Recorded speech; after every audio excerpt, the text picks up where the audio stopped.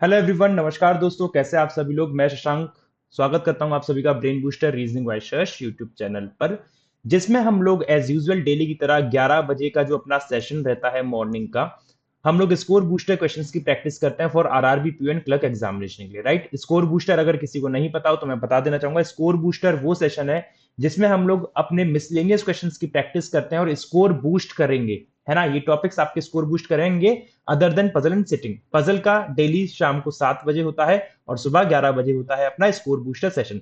तो आइए आज के 13 सेशन को कंप्लीट करते हैं और देखते हैं किस टाइप के क्वेश्चन हैं। शुरू करने से पहले आप सभी से मैं चाहूंगा कि प्लीज थोड़ा सा सेशन को लाइक, थोड़ा क्या पूरा ही लाइक कर देना, वीडियो को शेयर कर देना, चैनल पर नहीं हो तो चैनल को प्लीज सब्सक्राइब कर लेना। ये दो तीन काम आप लोग प्लीज करिएगा, ठीक है। और ये टेलीग्राम चैनल ज्वाइन कर लेना। अगर आपको कोई भी अपडेट्स, कोई भी पीडीएफ या कुछ भी अगर आपको क्वेरी हो तो आप इधर पोस्ट कर सकते हो और इधर कनेक्ट कर सकते हैं। आज हम करेंगे क्या, 5 सिलोजिज्म डेली की तरह: inequality, blood relation, direction distance, Chinese coding and alpha numeric questions. आइए पहले क्वेश्चन के साथ स्टार्ट करते हैं। पहला क्वेश्चन है अपने सामने जो कि है किसका, सिलोजिज्म का है, और देखते हैं इसका सही आंसर क्या बनेगा। Only a few Panda is cute, केवल कुछ ही पांडा क्या है, क्यूट है। केवल कुछ ही पांडा क्या है, cute. All cute is sweet, सभी क्यूट क्या है, स्वीट। और नो स्वीट इज सोर, कोई भी स्वीट क्या नहीं है, सोर नहीं है, ठीक है। कोई भी स्वीट क्या नहीं है, सोर नहीं है।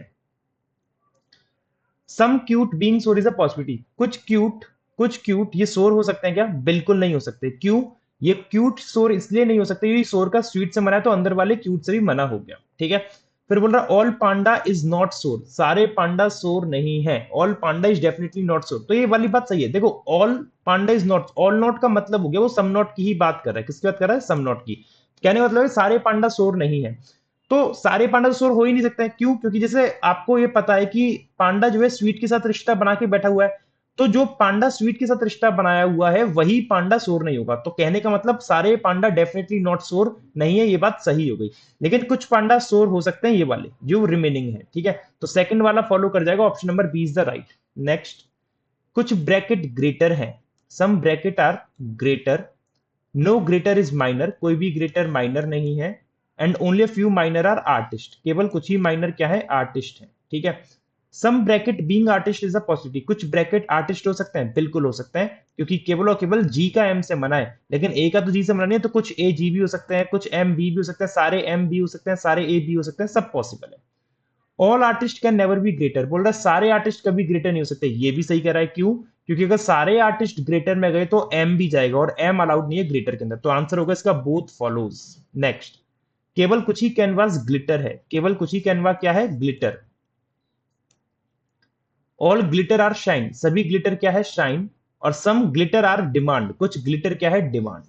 अब डिमांड ने बाय डिफॉल्ट शाइन से रिश्ता बना लिया।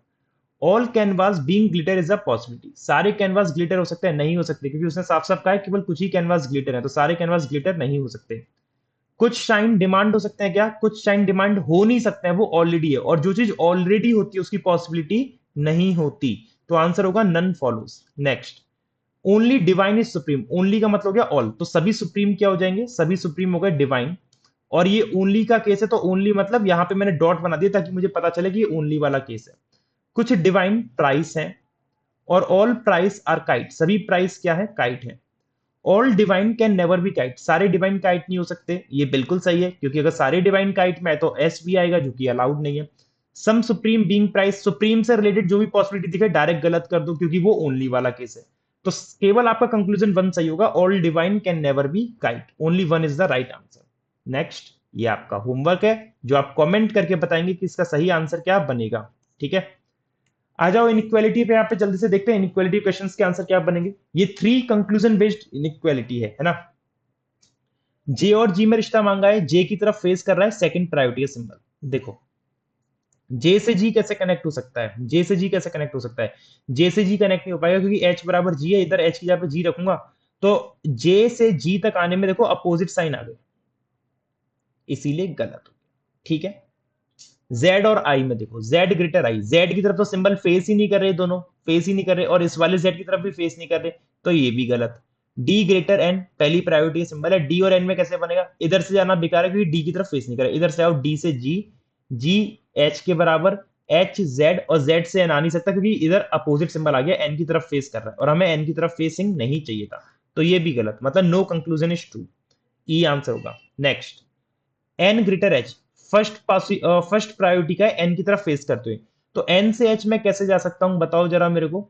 एन से एच देखो ऐसे आऊंगा, एन से के से एस और एस से एच। एन से के पे गया, एन की तरफ फेस कर रहा है, के से एस पे गया, के की तरफ, और एस से एच पे गया, एस की तरफ। फर्स्ट प्रायोरिटी चाहिए थी, ये सेकंड प्रायोरिटी है, ये फर्स्ट प्रायोरिटी है, मिल गई ना फर्स्ट प्रायोरिटी, बात खत्म। और सिंबल भी सारे एन की तरफ फेस कर रहे हैं, सिंपल है। बी ग्रेटर क्यू कैसे होगा, तो वो बी की तरफ सिंबल फेस नहीं कर रहा, बी और कहीं पे है क्या, बी और कहीं नहीं है, तो ये तो वैसे ही गलत। N greater than equal L, N greater than equal L, तो देखो एन से के पे गया, एन की तरफ सेकंड प्रायोरिटी, के से एल पे गया, के की तरफ सेकंड प्रायोरिटी, मतलब आपको सेकंड प्रायोरिटी चाहिए थी, सेकंड प्रायोरिटी ही मिल रही है, और सारे सिंबल एन की तरफ फेस भी कर रहे हैं, तो ये भी क्या हो गया, सही। तो 1 एंड 3 आर ट्रू, मतलब ऑप्शन नंबर सी। आगे आ जाओ। कंक्लूजन बोल रहा है डी ग्रेटर देन इक्वल ए, और सेकंड प्रायोरिटी का मांगा है, डी से ए के बीच में फर्स्ट प्रायोरिटी कहीं नहीं मिलनी चाहिए, नहीं तो सेकंड प्रायोरिटी सही नहीं हो पाएगी। और डी की तरफ यहां पे आपको फर्स्ट प्रायोरिटी पहले ही मिल गई, और ये तो डी की तरफ फेस ही नहीं कर रहा, तो ये तो डायरेक्ट गलत कर दो, कोई जरूरत ही नहीं है आगे चेक करने की। क्लियर है। I greater than equal B, second priority का सिंबल मांगा है, आई से बी जाऊंगा, सारे सिंबल आई की तरफ होने चाहिए, और सेकंड प्रायोरिटी का होना चाहिए आई की तरफ। तो आई से बी कैसे कनेक्ट होगा, आई से एफ, और एफ से एच जाऊंगा तो पहली प्रायोरिटी मिल जाएगी, और आई से बी तो बन ही नहीं पाएगा ना, बन पाएगा क्या, आई और कहीं दे रखा है, नहीं दे रखा, आई से एफ, एफ से एच, और नहीं नहीं नहीं बन पाएगा, तो ये भी गलत हो गया। बी ग्रेटर एच, बी और एच कैसे कनेक्ट हो सकता है, देखो बी से सी पे आओ, सी से एफ पे आओ, और एफ से एच, बी से सी सारे सिंबल बी की तरफ, सी से एफ सारे सिंबल सी की तरफ, और एफ से एच सारे सिंबल एफ की तरफ। पहली प्रायोरिटी मांगी है जो आपको यहां पे मिल रही है, तो आंसर क्या होगा, third follows, only third is true, that is option number D. ठीक है। नाइन्थ आओ, ये इतना प्यारा क्वेश्चन है, इतना सॉलिड क्वेश्चन है, मतलब बहुत इंपॉर्टेंट क्वेश्चन है, वेरी वेरी इंपॉर्टेंट क्वेश्चन है, वेरी वेरी इंपॉर्टेंट क्वेश्चन, जिसमें बहुत से लोगों को इसका कंसेप्ट ही नहीं पता होगा, मैं इस बात की एश्योरिटी दे रहा हूं।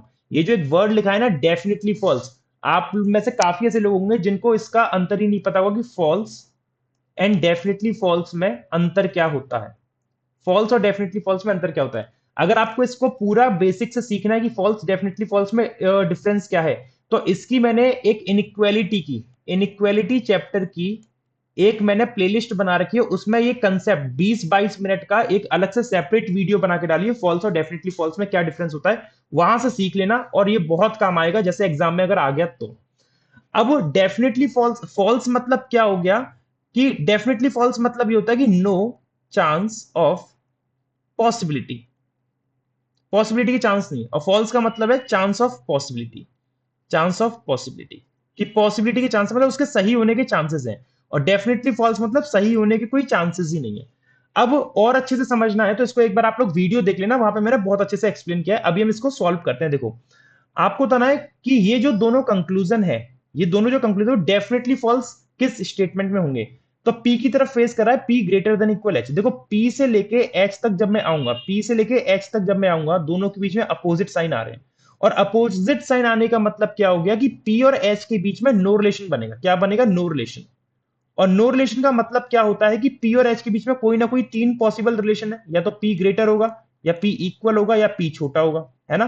तो ये क्या है, ये केवल और P greater than equal H क्या है, फॉल्स है, ये तो ऑप्शन गलत हो गया, क्योंकि यहां पे केवल फॉल्स मिलेगा, डेफिनेटली फॉल्स नहीं मिलेगा।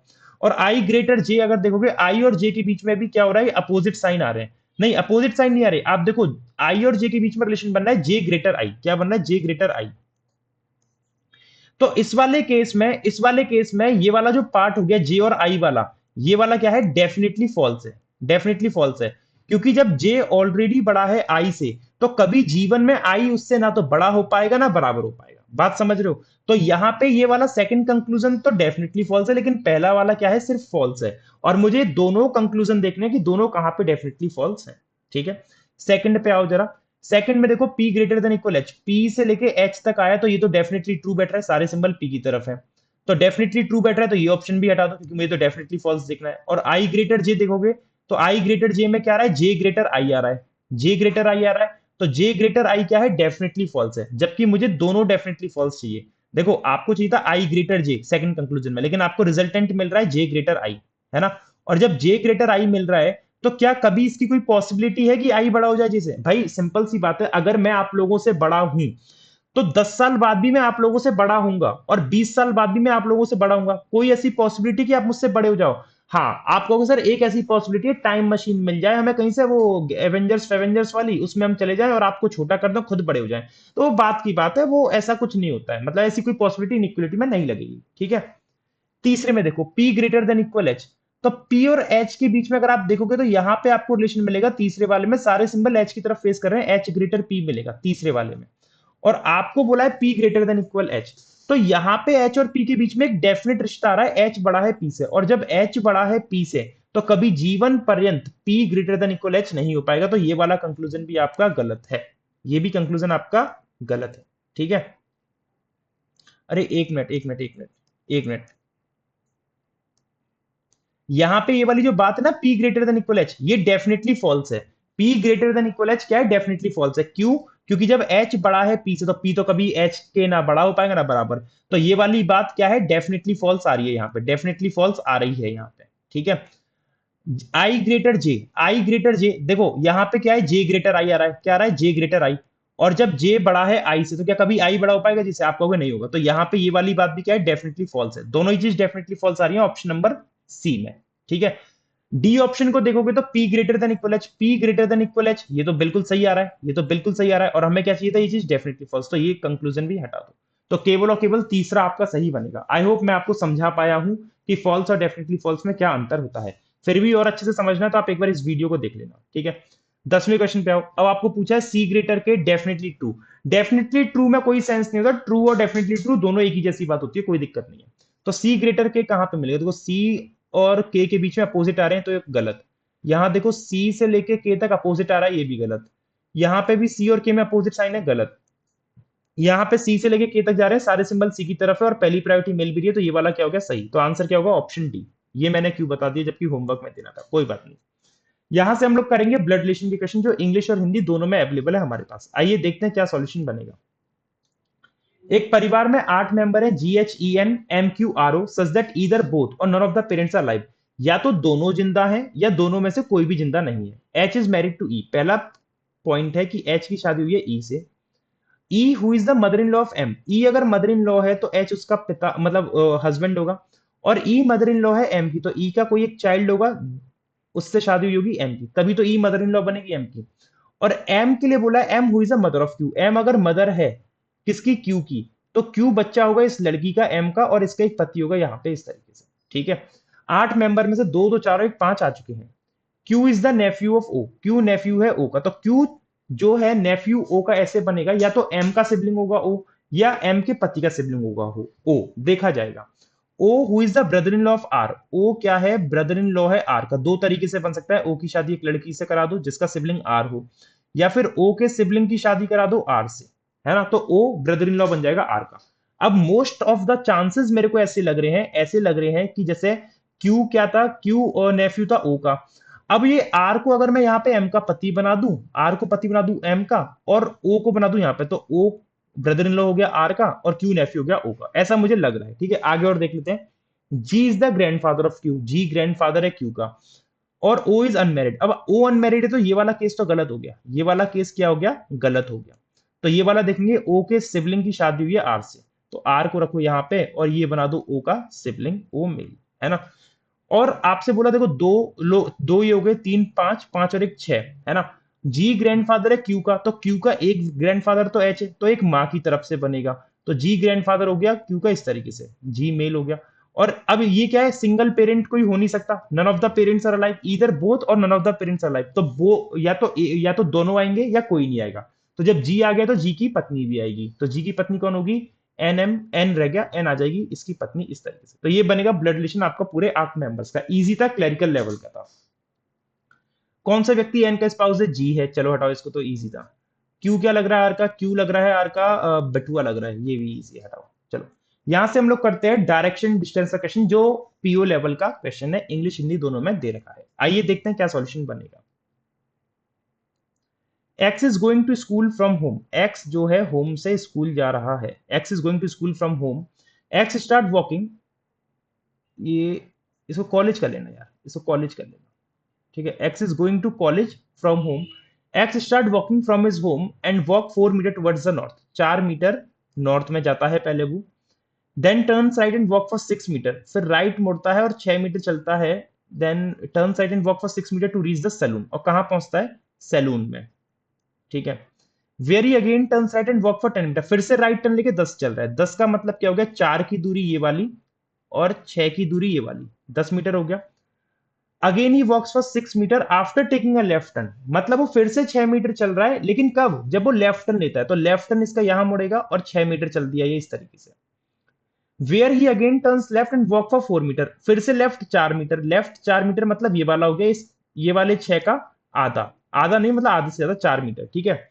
टू रीच अंकल्स होम, और ये जो पॉइंट हो गया ये क्या हो गया, अंकल का होम हो गया, क्या हो गया, अंकल का होम, ये उसके अंकल का होम हो गया। अब इस 6 को मैं क्या कर रहा हूं, इस 6 को मैं क्या कर रहा हूं, दो पार्ट में तोड़ दे रहा हूं, इस 6 को मैं दो पार्ट में तोड़ दे रहा हूं, ठीक है। ये 2 और ये 4, कोई समस्या नहीं है किसी को। He walks for 8 metre towards the west from his uncle home, uncle के होम से वेस्ट में जा रहा है टू रीच द मार्केट, और 8 मीटर चल रहा है, 8 मीटर का मतलब क्या हो गया, 6 मीटर की दूरी तो ये वाली, और 6 का थोड़ा सा पार्ट ले लो, दो पार्ट यहाँ पे ये वाला, तो 2 मीटर की दूरी ये वाली, ठीक है। और ये आ गया मार्केट पे, ठीक है, कहां पे आ गया, मार्केट, ये वाला पॉइंट कौन सा हो गया, ये हो गया मार्केट, मार्केट, ठीक है। फिर बोला from market he takes left and right turn and walk for 7 and 8 respectively, मतलब मार्केट से पहले तो वो लेफ्ट लेगा और लेफ्ट में 7 मीटर चलेगा, तो लेफ्ट टर्न इसका नीचे आएगा, 4 मीटर की दूरी ये, 3 मीटर की दूरी ये, ठीक है। एंड अब राइट टर्न लेगा और 8 चलेगा, 8 का मतलब क्या हो गया, 6 ये थी, 6 में से 2 हो चुकी है, तो ये वाली जो दूरी बचेगी यहां तक की, ये दूरी जो बचेगी 4 बचेगी, और 4 और आगे निकल जाएगी, 4 और आगे निकल गई है ना। तो कहां पे पहुंच गया, अच्छा कहीं नहीं पहुंचा, मार्केट से बस उसने एक लेफ्ट लिया 7 और फिर राइट लिया 8 का। Finally he turns left and walk for 5 meter to reach college, यहां से लेफ्ट टर्न ले रहा है और 5 मीटर चल रहा है, और कहां पे आ रहा है, कॉलेज पे। ये इन भाई साहब की पूरी प्रक्रिया थी, घर से लेके कॉलेज तक जो आए इतना घूम घाम के आए हैं। क्वेश्चन देखते हैं कैसे बनेंगे, ठीक है। क्वेश्चन मेरे को बोल रहा है shortest distance between x home and market, x का घर ये वाला था, ये घर था, और मार्केट कौन सी थी, मार्केट ये वाली थी, तो ये वाले बीच की ये दूरी निकालनी, ये कैसे निकलेगी, देखो ये ऐसे पहले आपको पाइथागोरस लगानी पड़ेगी, आपको राइट ट्रायंगल ट्रायंगल बनाना पड़ेगा। आपको पता है ये वाली दूरी कितनी है, ये वाली दूरी कितनी है, 2, तो ये दूरी भी कितनी कहलाएगी, 2, और ये जो आपकी दूरी बची हुई है, देखो ये 2 हमने कंप्लीट कर ली थी, तो ये कितनी बची, 4 बची है, और ये कितनी थी, 2, तो 4 और 2 का जो आपका जो पेयर बनेगा, 4 का 16 और 2 का 4, 16 और 4 20, 20 को लिख सकता हूं 4 गुणा 5, और 4 गुणा 5 का मतलब हो गया, 4 गुणा 5 का मतलब हो गया 2√5, है ना। 2√5 है कहीं पे, नहीं है, अगर 2√5 कहीं पे नहीं है तो आपको √20 पे छोड़ना पड़ेगा, जो कि आपका ऑप्शन नंबर सी से बन के आएगा, ठीक है। 14th पे आ जाओ। 14th में कह रहा है यदि टेम्पल एग्जैक्टली बीच में है मार्केट और अंकल के घर के बीच में, मार्केट और अंकल के घर के बीच में एग्जैक्टली क्या है, टेम्पल, तो देखो अंकल और मार्केट के बीच में कितनी दूरी है, अंकल और मार्केट के बीच में 6 और 2 8 की दूरी है, 8 का मतलब है 2, और 2 दूरी और काट दी मैंने, तो ये मैंने मान लिया टेम्पल, ये क्या हो गया, टेम्पल हो गया, है ना। तो ये दूरी 2 और ये भी 2, है ना, 2 और 2 4, और फिर ये पूरी 6 थी, 6 में से अब ये 4 बचेगी, तो टेम्पल यहां पे आ गया। तो आपको पूछा है what is the total distance between saloon and temple, total distance पूछिए सलून और टेम्पल की, तो सलून और टेम्पल की टोटल डिस्टेंस बनी, देखो सलून से लेके अगर मैं आऊंगा 4 2 6 और 2 8, 8 बनेगी, 8 कहीं पे है क्या, 8 केवल ऑप्शन डी में दे रखा है ना। सलून से आऊंगा तो 4 की दूरी ये, 2 की दूरी ये, 4 और 2 6 और 6 और 2 8, and shortest distance between home and temple, घर और टेम्पल के बीच की कम से कम दूरी, तो घर ये गया और टेम्पल ये गया, तो घर और टेम्पल के बीच की कम से कम दूरी देखो कैसे बनेगी, अब ये ना मैसी हो गया थोड़ा सा, इसको मैं ऐसे कनेक्ट करके बनाता हूं, ये ऐसे, है ना, और ये अपना ये अपना ऐसे आएगा, फिर ये इस तरीके से, ठीक है। तो ये कितनी होगी, 6, 6 और 2 8, 8 का स्क्वायर प्लस, और ये कितनी होगी, 2, 2 का स्क्वायर, तो 64 और 4 68, मतलब 68 बनेगा, तो √68 आपको दे भी लिखा है, √68 और 8 मीटर, ठीक है। आई होप आपको क्लियर हो गया होगा, अगर नहीं क्लियर हुआ तो एक बार फिर से ट्राई करना आप लोग, ठीक है। यहां से हम लोग करेंगे अब चाइनीज कोडिंग के क्वेश्चन और देखते हैं इनके आंसर क्या बनेंगे। पहला क्वेश्चन आपको दे रखा है what is the code for the word educated, educated word का कोड क्या होगा, इस एजुकेटेड वर्ड का कोड क्या होगा, एजुकेटेड कहां पे आ रहा है, पहली लाइन में नहीं है, दूसरे में नहीं है, तीसरे में दे रखा है, और इकलौता तीसरे में। तो इकलौता तीसरे में कौन सा कोड है? देखो डीजेयू, डीजेयू रिपीट हो रहा है कहीं पे? कहीं नहीं हो रहा, बस बात नहीं, डीजेयू रिपीट हो रहा है, देखो यहाँ पे हो रहा है। टीओडी, टीओडी रिपीट हो रहा है, हाँ देखो यहाँ पे और यहाँ पे हो रहा है। एसओटी, एसओटी भी रिपीट हो रहा है। तो बस क्या बचा? सीजे बाई बचा। तो सीजे बाई का मतलब हो गया option number C is the right answer. ठीक है। अब 16वें में कह रहा है यदि सब्जेक्ट ऑनलाइन डिमांड के कोड है ओडीई एनएसएफ वीआरएच, तो रजिस्टर का कोड क्या होगा? देखो सब्जेक्ट ऑनलाइन डिमांड, सब्जेक्ट है कहीं पे? सब्जेक्ट है क्या कहीं पे? सब्जेक्ट कहीं पे भी नहीं है, सब्जेक्ट आपका कहीं पे भी नहीं है। ऑनलाइन है, देखो ऑनलाइन आपका इधर दे रखा है और कहीं पे दे रखा है, ऑनलाइन कहीं पे नहीं है। और डिमांड, डिमांड कहीं पे है?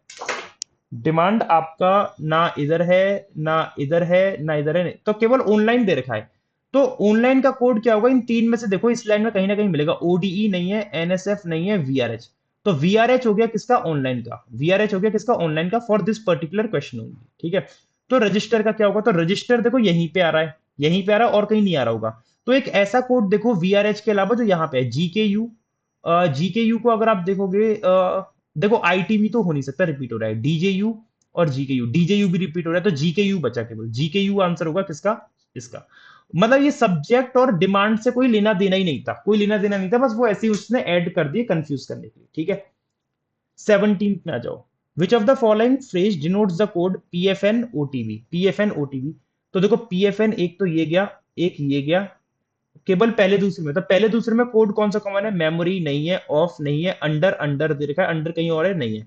तो बस पीएफएन किसका हो गया? अंडर का हो गया। और ओटीबी कहाँ है? ओटीबी अपना यहां नहीं है, एक तो यहां पे दे रखा है सेकंड में, थर्ड में नहीं है, केवल सेकंड में है। तो केवल सेकंड में कौन सा कोड कॉमन आ रहा है? सिस्टम। सिस्टम यहां नहीं है, यहां नहीं है, ऊपर नहीं है। अंडर तो रिपीट हो गया, डायरेक्ट, डायरेक्ट रिपीट हो गया, नॉलेज, नॉलेज रिपीट हो गया, सिस्टम। तो सिस्टम हो गया ओटीबी का। तो अंडर और सिस्टम आना चाहिए, मतलब अंडर और सिस्टम, मतलब option number D is the right answer. ठीक है। 18 पे आ जाओ। What is the code for the phrase sharp और ऑफ? शार्प और ऑफ का फ्रेज का कोड क्या बनेगा? देखो शार्प अपना एक तो ये गया, एक ये गया, दो जगह पे आ रहा है, और दो जगह पे कहां कहां पे आ रहा है? तीसरे चौथे में। तीसरे चौथे में कॉमन क्या है? डीजेयू, डीजेयू है ना, डीजेयू कहीं और तो नहीं आ रहा, नहीं आ रहा। टीओडी, टीओडी नहीं आ रहा, एसओटी नहीं आ रहा, सीजे बाई नहीं आ रहा। तो शार्प का तो हो गया डी जे यू, और ऑफ का क्या होगा? ऑफ एकमात्र आपका पहली लाइन में आ रहा है। तो एकमात्र ऐसा कौन सा कोड है जो पहली लाइन में आएगा?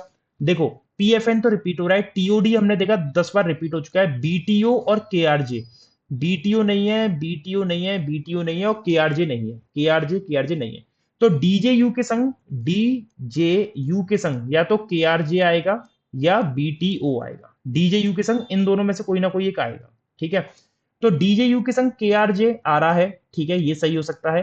डीजेयू के संग, यहाँ डीजेयू नहीं है, डीजेयू के संग बीटीओ भी आ सकता है, ये भी सही हो सकता है। तो आंसर होगा इधर ए और सी, मतलब option number D is the final answer. Right. चलिए, यहां से आता है अल्फा न्यूमेरिक सीरीज के क्वेश्चन, देखते हैं क्या इसके आंसर बनेंगे।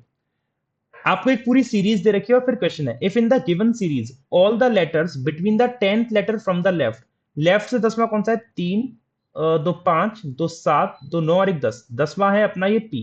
10वां कौन सा है? ये पी। 10वां letter from left and 14th letter from the right, 14th right से कौन सा है? 4, 2 6, 2 8, 3 11 और 3 14, मतलब ये टी है। कौन सा है? टी है। ठीक है, टी है। आर अरेंज, इनको अरेंज कर दिया अल्फाबेटिकल ऑर्डर में फ्रॉम लेफ्ट टू राइट, मतलब all the letters between the 10th from the left and 14th from the right are arrange in alphabetical order from left to right. तो मतलब ये जो बीच के लेटर दे रखे हैं, इन सभी को अल्फाबेट में अरेंज करना है। ठीक है। तो कौन सा letter 7th to the left होगा? 9th from the right. 7 left और 9 राइट, मतलब 9 और 7 16, और राइट से 16 बताना है, राइट से 16 बताना है। अब राइट से 16 बताऊंगा तो आपको एक बात तो समझ में आ गई कि मैं यहां से एस से काउंट करूंगा। ठीक है।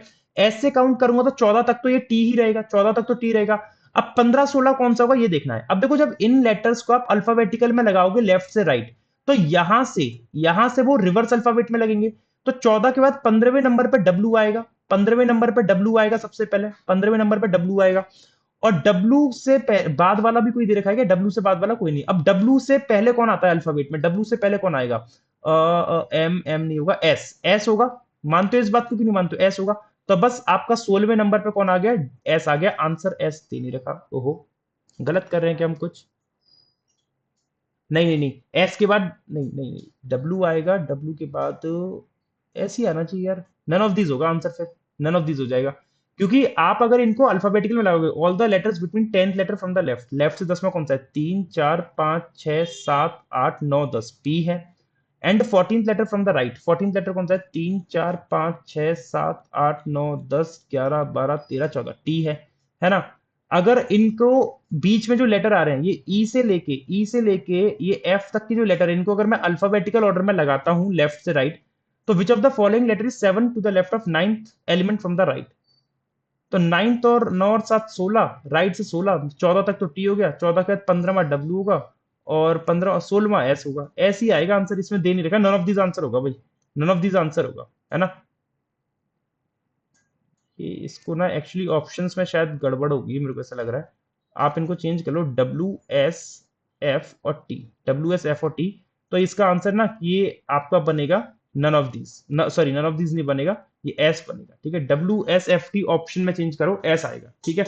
और बाकी आप इसको देखो, अगर खुद से भी अरेंज करके देखोगे ना अल्फाबेट में, तो भी आंसर सेम आएगा। मैंने तो टाइम बचाने की ट्रिक बताई है कि आप कैसे इसको स्मार्ट अप्रोच लगा सकते हो, ठीक है।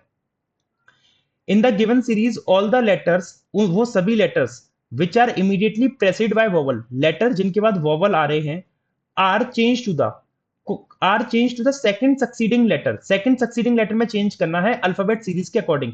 किसको चेंज करना है, उन सभी लेटर्स को जिनके बाद वोवल आ रहा है, उन सभी लेटर्स को जिनके बाद वोवल आ रहा है उनको सक्सीडिंग लेटर में चेंज करना है, वो भी सेकंड सक्सीडिंग। सेकंड सक्सीडिंग मतलब उन लेटर में +2 कर देना है, ठीक है, अल्फाबेट सीरीज के अकॉर्डिंग।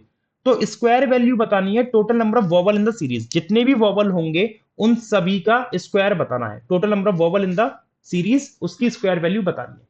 तो देखो पहले वोवल देखो कहां कहां पे आ रहा है, देखो वोवल आई है ना, तो आई है, अगर तो आई से पहले क्या आ रहा है, जेड, तो इस जेड को उसके दो में आगे में चेंज कर दूंगा तो ये बन जाएगा बी, ठीक है। और वोवल आ रहा है ई, तो पी में दो ऐड करूंगा, पी बन जाएगा आर, ठीक है। एन हो जाएगा एन ओ पी, पी में चेंज हो जाएगा। फिर ए, एल एम एन, एल हो जाएगा एन में क्योंकि वोवल के पहले लेटर आ रहा है। बी हो जाएगा डी में क्योंकि यू से पहले यू वोवल है। फिर आर, आर और ये आर हो जाएगा टी में, ओके। और एच टी यू, ये एस हो जाएगा यू में, ओ पी हो जाएगा आर में, बस। अब देखो वोवल कितने मिले, वोवल कितने मिले, वोवल कितने मिले, वोवल आपको इतने मिले हैं, जैसे आपने जितने चेंज करे लेटर उतने ही वोवल है, जितने चेंज करे उतनी वोवल है, 3 4 5 6 7 8, 8 वोवल। और एक नया ये मिला है, नया ये मिला है 9। नहीं नहीं नहीं, कुछ गलत कर रहा हूं मैं शायद।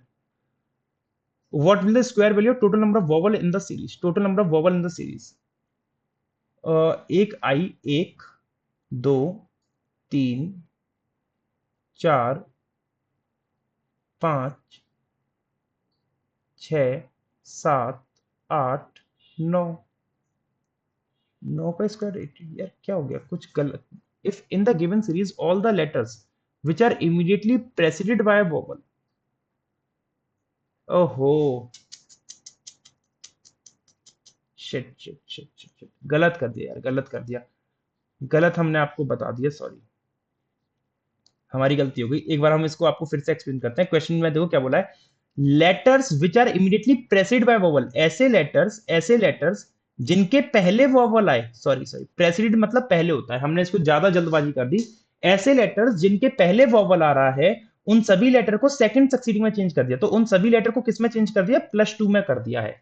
तो वोवल के बाद लेटर देखना है आपको, वोवल के बाद लेटर देखना है, sorry this is my mistake, vowel के बाद लेटर। तो इसे आई है ना, ये आई है, तो ये एस किस में चेंज हो जाएगा, दो ऐड करूंगा यू में चेंज हो जाएगा, है ना। फिर ई है, एन किस में चेंज हो जाएगा, पी में चेंज हो जाएगा। डी किस में हो जाएगा, एफ में, है ना, क्योंकि वोवल के बाद लेटर आ रहा है। ए किस में हो जाएगा, ए के बाद एम, एम किस में हो जाएगा, 13 2 15 मतलब ओ में चेंज हो जाएगा, है ना। यू, सी किस में हो जाएगा, ई में हो जाएगा, ठीक है।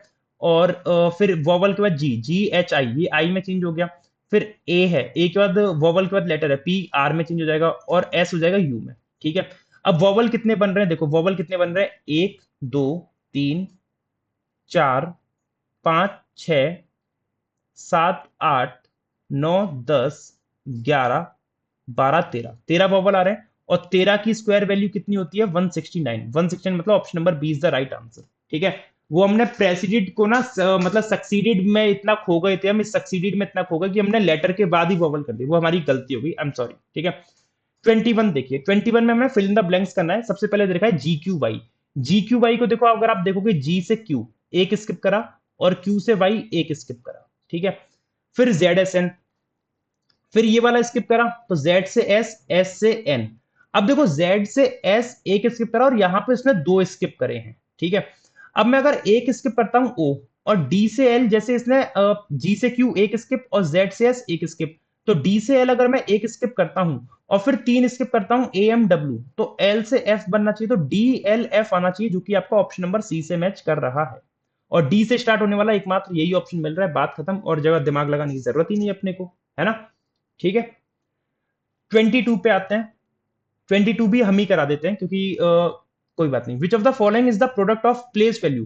प्लेस वैल्यू का प्रोडक्ट बताना है, प्रोडक्ट मतलब होता है गुणा। ठीक है, किसका बताना है, उन कॉन्सोनेंट का, उन कॉन्सोनेंट्स का which are immediately preceded as well as immediately followed by vowel. मतलब उन कॉन्सोनेंट का आपको प्रोडक्ट बताना है जिनके पहले वोवल आ रहा हो और बाद में भी वोवल आ रहा हो। विच of the following is the product of the place value, उन कॉन्सोनेंट की प्लेस वैल्यू का प्रोडक्ट बताना है, कॉन्सोनेंट की प्लेस वैल्यू का प्रोडक्ट बताना है। Place value of the consonant which are immediately preceded as well as immediately followed by vowel.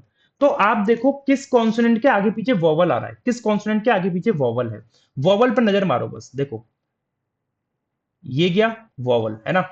अब इस वोवल कॉन्सोनेंट, वोवल नहीं, नहीं, दो वोवल एक साथ मिलने चाहिए। जैसे ये गया कॉन्सोनेंट, तो इस कॉन्सोनेंट के आगे पीछे वोवल है ना। एन कॉन्सोनेंट है, इस कॉन्सोनेंट के आगे पीछे वोवल है, और दो वोवल एक साथ और कहीं दिख रहे हैं, मतलब एक के बाद एक दिख रहे हैं कहीं पे और दो वोवल। जैसे एक ये गया ए और ओ, है ना, तो ये कॉन्सोनेंट हो रहा है पी। तो पी और एन की प्लेस वैल्यू का मल्टीप्लाई होता है ना, पी होता है 16, एन होता है 14, 16 इंटू 14 करूंगा, 16 4 से 64 होता है, 4 6 का 16 कम 16, 16 और 6 22, 224, 224 मतलब A is the right answer. Clear हो गया सभी को। ठीक है, चलो, आई होप आप सभी को सेशन पसंद आया होगा। अगर अच्छा लगा हो तो सेशन को एक बार लाइक कर देना, शेयर कर देना वीडियो को, और चैनल पे ना चैनल को सब्सक्राइब जरूर कर लेना, और इस टेलीग्राम चैनल को ज्वाइन कर लेना for the future updates. Thank you everyone, thank you so much for your support and your comments. Thank you guys.